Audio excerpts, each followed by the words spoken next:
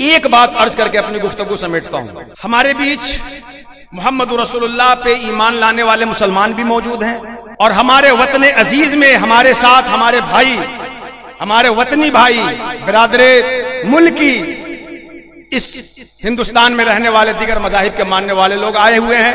ہم اس خانقاہ میں ان سب کا استقبال کرتے ہیں کہ آپ رحمت للعالمین اور پیغمبر امن و اما کے میلاد کے موقع پہ آپ یہاں تشریف لائے ہوئے ہیں.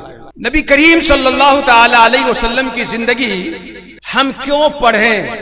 میلاد کی مجلسوں میں آ کر کے محمد رسول اللہ کی جیونی کیوں سنیں؟ سنیے، نبی کریم صلی اللہ علیہ وسلم نے، محمد رسول اللہ نے اپنے نبی ہونے کا اعلان 40 سال کی عمر میں کیا.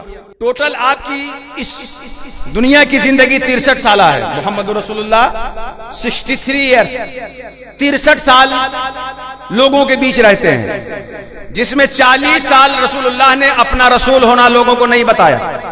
40 سال تک محمد رسول اللہ انسانوں کے بیچ سوسائٹی کا ایک سمپل ممبر بن کر کے رہتے ہیں، سیدھا سادہ فرد بن کر کے رہتے ہیں، اپنے آپ کو نبی ہونا نہیں بتاتے.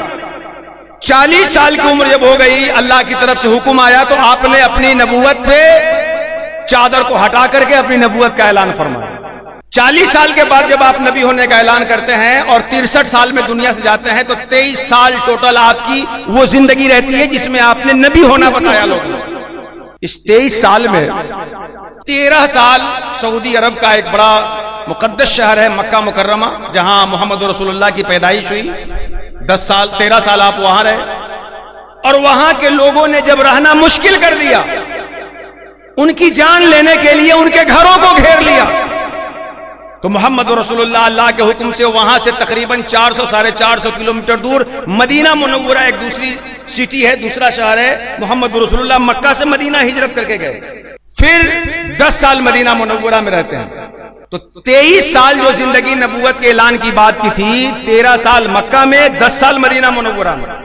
محمد رسول اللہ کی جیونی کیوں پڑھیں؟ محمد رسول اللہ کی سیرت کا مطالعہ کیوں کریں؟ میں اپنے مسلمان بھائیوں سے بھی اور اپنے دیگر برادران وطن سے بھی بڑے مان سمان کے ساتھ ریکویسٹ کرتا ہوں، ان سے اپیل کرتا ہوں کہ کیوں پڑھیں؟ اس سوال کا جواب ذرا سمجھنے کی کوشش کریں. محمد رسول اللہ کی زندگی کیوں پڑھیں؟ جو لوگ ان پہ ایمان لاتے ہیں وہ تو محمد رسول اللہ کی جیونی پڑھ کے جب اس پہ عمل کریں گے تو دنیا میں بھی اللہ انہیں آرام سے رکھے گا، نعمتیں دے گا، مرنے کے بعد انہیں انعام سے بخشے گا. یہ ہمارا ایمان ہے. لیکن جو محمد رسول اللہ پہ ایمان نہیں رکھتا ہے، وہ محمد رسول اللہ کی سیرت پڑھے گا تو اس کو کیا ملے گا؟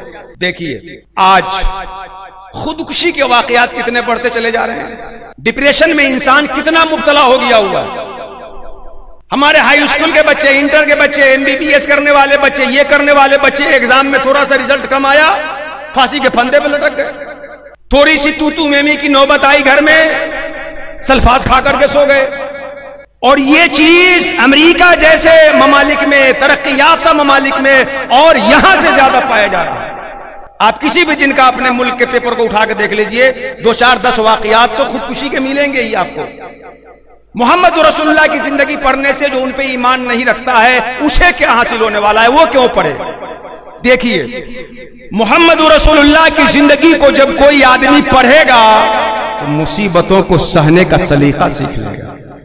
محمد رسول اللہ کی زندگی کو جب کوئی ایک نبی ہونے کی حیثیت سے نہیں، ایک انسان ہونے کے ناطے بھی اگر کوئی پڑھے گا تو مصیبتوں کے پہاڑ اس کے اوپر ٹوٹے تب بھی اپنے اندر ہمت اور حوصلے کی چراغ جلا لے گا محمد رسول اللہ کی زندگی سے. کیسے؟ دیکھیے محمد رسول اللہ جب اپنے ماں کے پیٹ میں تھے تو آپ کے والد دنیا سے رخصت ہو گئے.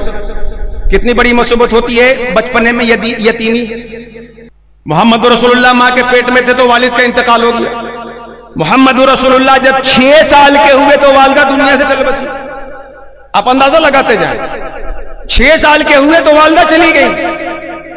8 سال کے ہوئے تو دادا جو باپ کے قائم مقام ہوتے ہیں شفقت دینے میں، وہ بھی چلے گئے. 40 سال ہو کر کے جب آپ نبوت کا اعلان کرتے ہیں تو آپ کے گھر کے لوگ، آپ کے خاندان کے چچا، وہ سب آپ کی جان کے دشمن ہو گئے. اور جب ان کی دشمنی حد سے بڑھ گئی، اسی وقت آپ کے وہ چچا جو آپ کی کفالت کر رہے تھے ابو طالب چلے گئے، اور وہ بیوی جو سب کچھ اپنا لٹا رہی تھی جان و مال، وہ بیوی چلی گئی. پھر نوبت یہ آئی کہ محمد رسول اللہ کی جو ماتر بھومی تھی جہاں آپ پیدا ہوئے تھے وہاں کے ادھرمیوں نے آپ کو نکالنے پہ مجبور کر دیا، نکلنے پہ مجبور کر دیا، آپ کی جان کا سودا کر لیے، قتل کے ارادے سے ان کے گھر کو گھیر لیے۔ اب آپ کا اپنا اصلی گھر چھوڑ کے مدینہ جانا پڑا، اور مدینہ جب چلے گئے 400 کلومیٹر دور، تو ایسا نہیں ہے کہ مکہ کے لوگ ہمارا مکہ چھوڑ دیے تو جاؤ جہاں رہنا ہے، اب مدینہ جا جا کے چڑھائی کرتے تھے محمد رسول اللہ۔ اس میں 3 جنگیں ہوئی، اور آپ اندازہ لگائیے کہ محمد رسول اللہ نے جو جنگیں لڑی ہیں اس کی نوعیت کیا تھی۔ ذرا ہمارے برادران وطن کے ذہن میں ایک سوال بہت سارے لوگ نگیٹو پہلو سے ڈال دیتے ہیں جس میں تشویش ہو جاتی ہے۔ محمد رسول اللہ جب مکہ سے مدینہ گئے تو مکہ کے کافر وہاں جا کر کے محمد رسول اللہ پہ حملہ کرتے ہیں۔ بدر، احد، ان سارے مواقع پہ محمد رسول اللہ کے ماننے والوں کو اور محمد رسول اللہ کو مکہ کے لوگ جا کے وہاں حملہ کر رہے ہیں۔ مکہ میں نہیں رہنے دیتے، مدینہ چلے گئے تو وہاں تو رہنے دیتے۔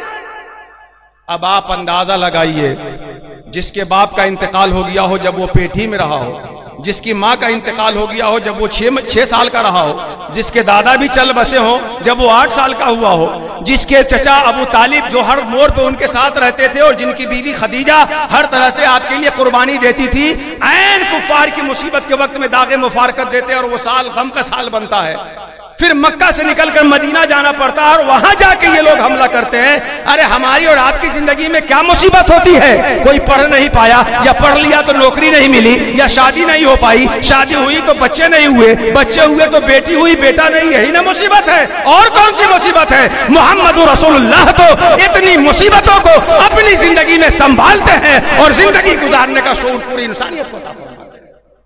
محمد رسول اللہ کی زندگی ہر انسان کو پڑھنا چاہیے تاکہ دنیاوی مسائل سے بھی وہ سلجھنا اور حل کرنا ان کو سیکھ لے اور اللہ کی بارگاہ میں محبوب بننا سیکھ لے۔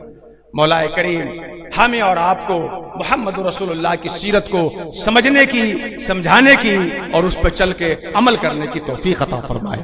پندہا داد محاصل شد فراق وما علینا یا الا البلاغ۔ السلام علیکم ورحمۃ اللہ وبرکاتہ۔